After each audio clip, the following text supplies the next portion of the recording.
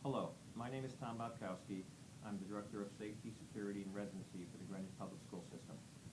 Many parents have asked questions of the Residency Office as what forms are needed and what's required to register their children in the Greenwich Public School System.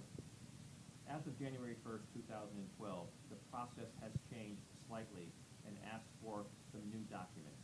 These new documents can be found on the Greenwich Public School website, www.greenwichschools.org.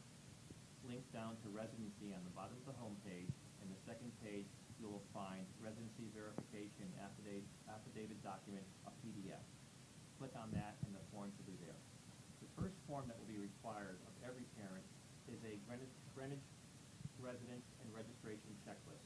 There are 13 items on this list. To verify your residence in Greenwich, you will need to do numbers 1 through 4.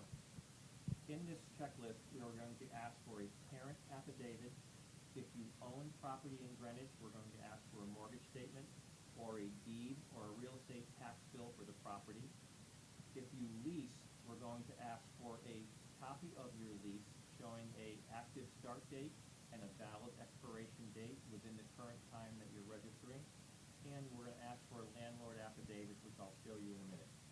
We're going to need 2 current utility bills from the residence you're living in, and we're going to need a photo identification of the parent showing the address or passport of the parent if they're moving from overseas into the country. The parent affidavit form, which would be on the link site, asks the parent to give their name, their bona fide new address, what student will be coming in and what your relationship is with the student, how many days a week the student will be living in the home. There are some open areas for split-family homes or divorce situations. The next 2 paragraphs are explaining that you're not housing this child in the home for a monetary reason, and the form needs to be notarized, which will give us some legalese as to recourse if the forms are found to be fraudulent, or if someone's trying to move into Greenwich and put their children in the school without being a current Greenwich resident. The next form is for people doing a lease, and this form needs to go to your landlord, property agent, or property manager, whoever is readily available. They would fill it out and list the student attending the school and all other people residing in that property.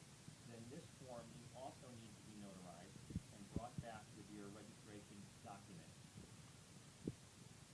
The last things we will ask for is 2 utility bills and, of course, the picture.